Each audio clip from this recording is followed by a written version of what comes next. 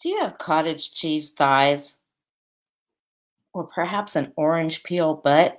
You know what I'm talking about? I'm talking about those unsightly dimples that you get when you have cellulite. It makes you want to cringe every time you look at it and swear off of wearing a bathing suit in public. Well, you know what? You're not alone. Did you know that women are biologically programmed to create adipose, which is the excess fat that lays under the surface of your skin and creates that puckering effect that we now call cellulite?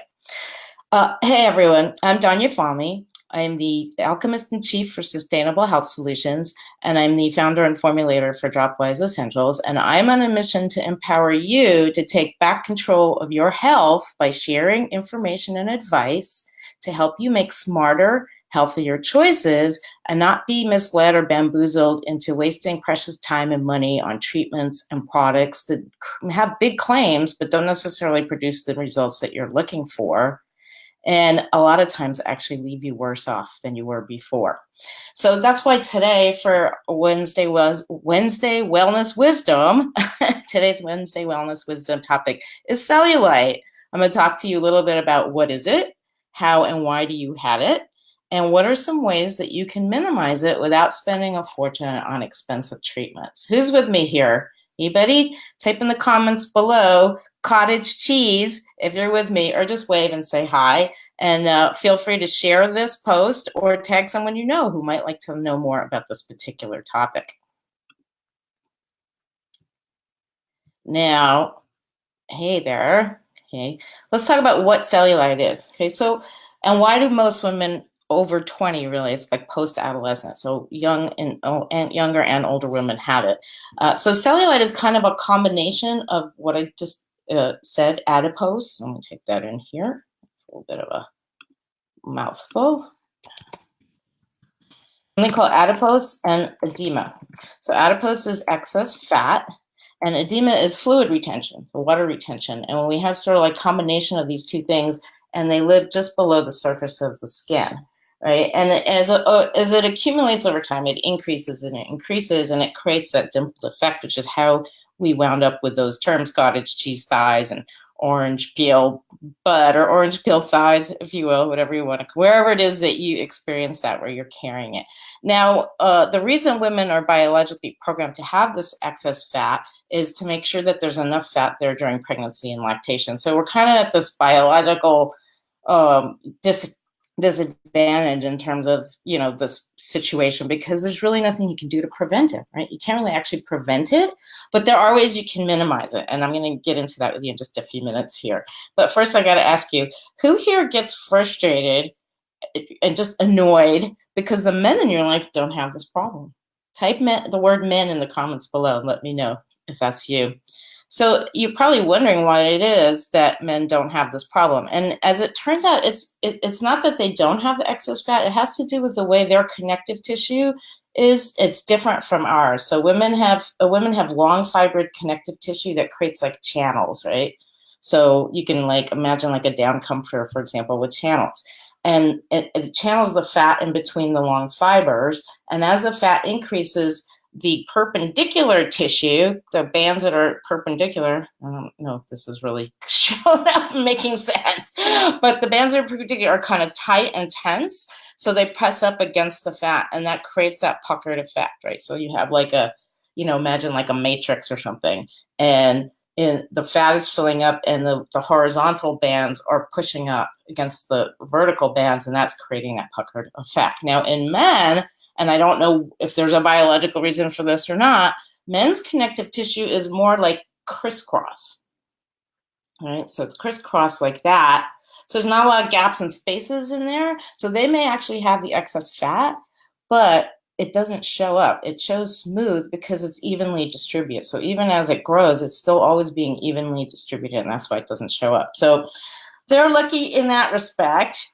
But let's talk about, I want to just share with you real quickly what are the three causes or the three main things that contribute to cellulite, with this excess fat. So the first one is hormones. Okay, so mainly estrogen and progesterone, and those are known to stimulate something called lipogenesis. I'm going to type that in here for you.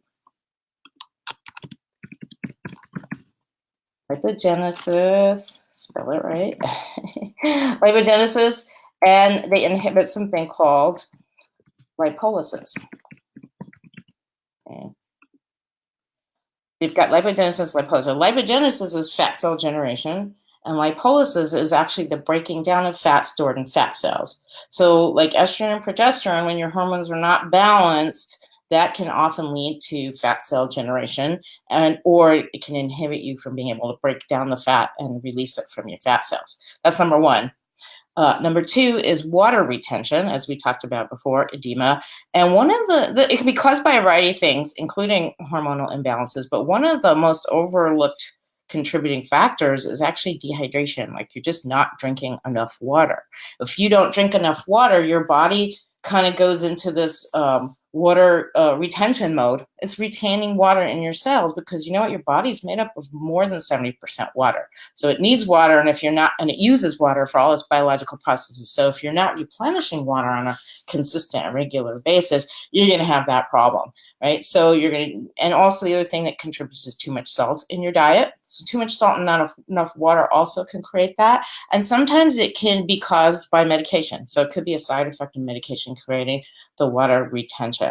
Now, I just have to ask a question. How many of you, I hear this a lot from people, women especially, but people in general, they don't like to drink a lot of water because it makes them want to pee often. And they have to keep going to the bathroom. I'm just wondering if that's you, type the word pee in the comments.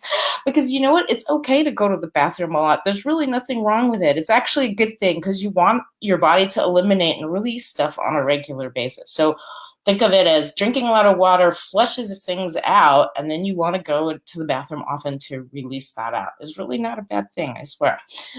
Okay, so the third and probably the biggest contributing factor, I'd say, is poor circulation.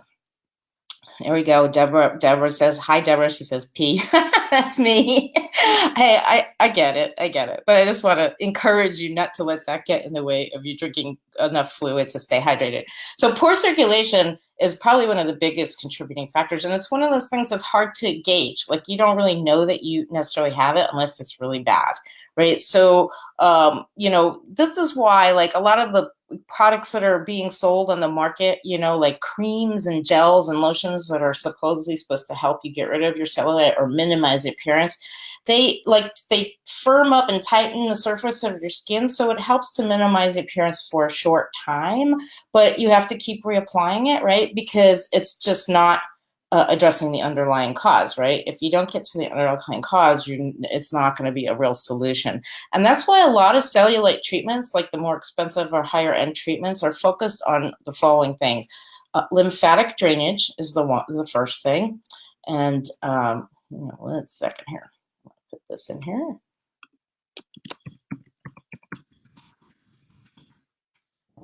So lymphatic drainage. And then increasing microvascular circulation. So that's like increasing circulation at the micro level, like, where you have your little spider veins and you just want to get the blood flow pumping and going.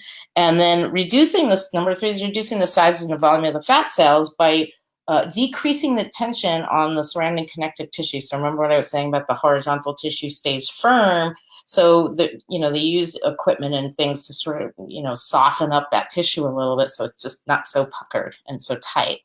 And then, of course, promoting lipolysis, which is the breaking down of the fat cells, and that's done in a variety of ways. So I will just mention briefly two of the most commonly used FDA-approved treatments. One of them is called endermology, and the other is called Triactive. And both of these utilize different ways of doing these these four things. So they are known to be effective. They are effective, but they're expensive. And again, it's not like a once and done thing. You don't do a handful of treatments and then you're done. You'll be done for a little while and then it'll emerge and come back. And it can be quite costly. And since there's no guarantee that the cellulite won't return, it's probably not the best investment of your time and your money. So if you want to know how to minimize this, figure out how to do this on your own, here's some tips. I'm going to give you a quick rundown of 5 things you can do that will help with this particular issue.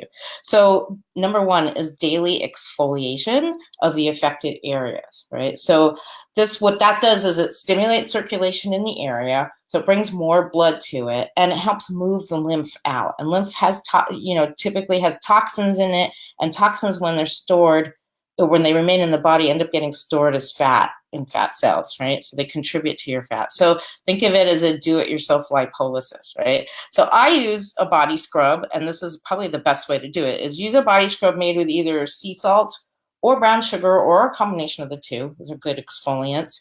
And then, you'll want to include, if you can, some essential oils in there, like rosemary. Rosemary is an excellent way of stimulating circulation. And then lemon and grapefruit and juniper berry are detoxifying, cleansing and detoxifying essential oils.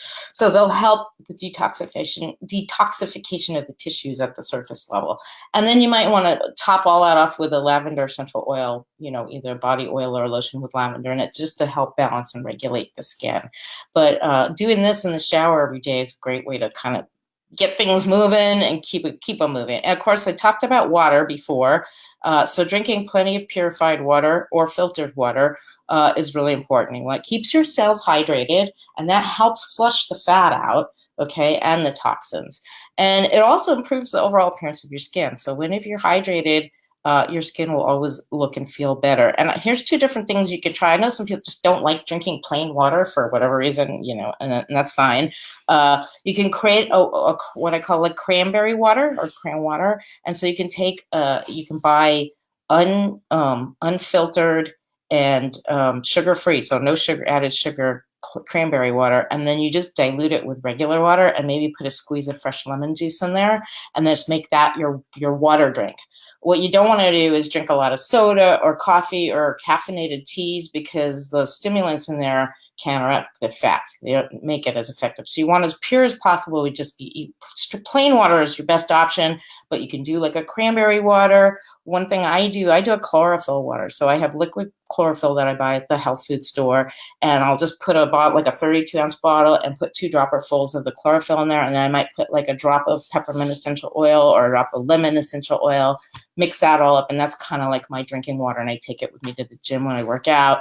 And chlorophyll also has a nice cleansing effect. The other thing you can do is herbal teas, but no added sugar or honey or anything like that. So you want to stay strict water with your liquid consumption there. Now, number 3 is to exercise regularly. And I know that's kind of a tough one for people, but the reality is you don't have to do like big super workouts or work out 5 days a week or work out for an hour straight. There's a lot of different ways. It's really all about just getting your body moving, getting into movement, because that stimulates circulation and blood flow, also helps keep you limber and less prone to aches and pains. It moves the lymph, because when the lymph gets caught, and it typically gets caught up here in this part over here and in your upper thighs, that creates discomfort and pain and or just achiness and soreness. So you want to keep the lymph moving and draining. And I personally like to go to Zumba classes. I've been doing that for about 6 years, and I was really diligent about it for the first couple of years. And the last couple of years, I'm sort of on and off, but I try to go at least once a week. And I find that it's a great cardio workout, and cardio is great for increasing your circulation, your blood flow, get your heartbeat.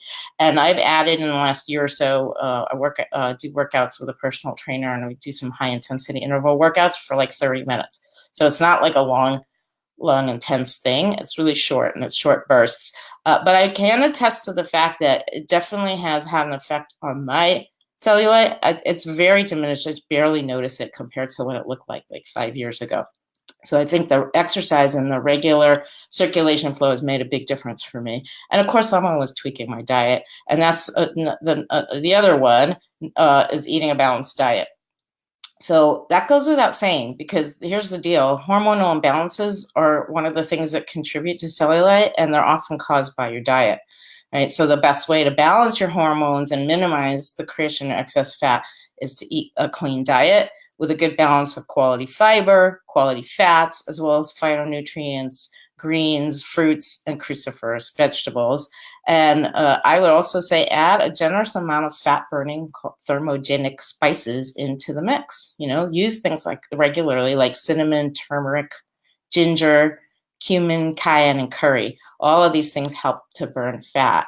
And by the way, if you missed my my recent masterclass, Is Your Diet Slowly Killing You or Just Keeping You Tired and Overweight, I'm going to be doing it again at the end of the month or towards the end of the month. So if you'd be interested in getting notification of when the registration opens for that, just type the word diet in the comments below and I'll reach out to you with a link to register. Now, last but not least, and some of you may feel like this is an indulgence, but I say get a regular massage. And regular is a function of what you feel you can afford, because a good massage can be expensive. But deep tissue massage is the type of massage you want to go for. It has many health benefits. One of the primary ones is lymphatic drainage. And it also improves, of course, your circulation, your blood flow, and detoxification. So I'd say, maybe a reasonable goal would be to go for a massage once every 6 weeks. If you can swing it more often, that's great. Or go once every 2 months, but just make that part of your ongoing regular routine because it really does help. And let's face it, it's going to have a much smaller impact on your bank account than if you invest in expensive cellulite treatments, which you'll have to keep doing over and over again because it's just a temporary solution. Plus massage gives you so many more additional health benefits. I believe it's a worthwhile investment, and even if maybe you can barter and trade if you don't want to spend the money, or make that a focus of how you invest in yourself and your self-care. So these 5 things I just mentioned or shared with you aren't just for addressing cellulite. As you may have noticed, is a common thread in a lot of my Wednesday wellness wisdom sessions is, your overall health and well-being are affected by your diet very much, and your movement, exercise. And again, exercise doesn't have to be like the intense gym workout. It could just be moving, stretching, dancing, jumping up and down. You can get a rebounder, which is like a little mini trampoline. That's when you bounce up and down on that shakes up and loosens up the lymph and helps move that too. So there's a lot of different ways you can do it. There's no one tried and true way, and everybody's different. But I say, start somewhere, pick 2 or 3 to focus on it first and get going and make it fun. Have fun doing it. Otherwise, you're not going to stick with it. But if you stick with it, you could be bikini or bathing suit ready in time for next summer, right? So that is my advice to you. So let's do a quick recap here of what we talked about today. So adult women, we know, are genetically programmed or predisposed to have cellulite. It's just nature's way of making sure there's enough fat available during pregnancy and lactation. And of course, nature doesn't distinguish between when you're, 20 and when you're 50. It's just a genetic thing. And the reason that men don't have a cellulite problem has to do with the difference in the way their connective tissue is and the way women's connective tissue. So women's connective tissue consists of long fibers that channel the fat, and then the cross skin fibers are tense, and so they push up against it. As those channels increase, as more fat fills them up, they increase, and that creates that little sort of puckered effect. Now, the 3 main contributing factors to your cellulite are hormones, mainly estrogen and progesterone, imbalanced hormones, water retention, which can often be caused by dehydration and not drinking enough water, or too much salt in your diet, among other things. And then last but not least, poor circulation. And that's why most medi-spa or spa treatments that are for cellulite typically consist of a combination of lymphatic drainage and increasing your circulation at the micro level, like really tiny level, and then manipulating that connective tissue to soften it up a little so it doesn't push so hard on the fat, and also helps to break up the fat cells and release some of the fat from the fat cells. So, and the 5 things I shared with you that you can do on your own that can make a big difference for you if you're willing to invest is to drink lots of purified or filtered water, or I shared a couple of different things you can do with your water that would help you make it more palatable if you don't like drinking water. But that helps you stay hydrated, and it helps keep moving the lymph and the toxins out of your body. So even if it makes you have to pee a lot, it's really important to do it, right? Don't let that be something that stops you. Number 2 is exercise regularly to increase the blood flow and circulation, and to just get get your cardio up. It makes a huge difference, not just in your cellulite, but just in how you feel in general. It's kind of, it releases endorphins. It helps you sleep better. So many of these tips I'm sharing with you also have other health benefits. So it's good for you to get in the habit of doing some, if not all of these things. Other things I shared, of course, are getting a regular deep tissue massage, and that also helps to improve lymphatic drainage and circulation.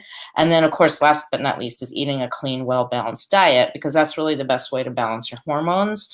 And since hormones are one of the things that contribute to the excess fat that creates cellulite, that seems like a pretty logical thing to do. And then the other thing I shared was doing daily exfoliation of the affected area. So using a body scrub of some kind, preferably something made with sea salt or brown sugar or both, and then incorporating some essential oils into that. Like rosemary is great for circulation. Grapefruit, lemon, and juniper are good detoxifying oils and can help detoxify the tissue. And lavender is a nice way to balance everything out when you're done. So that's it for this Wellness Wisdom Wednesday. I hope you found this information valuable. If you did, share in the comments below what you learned today.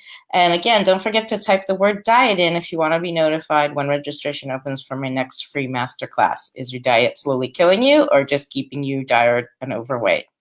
Thanks, everybody. Have a good one.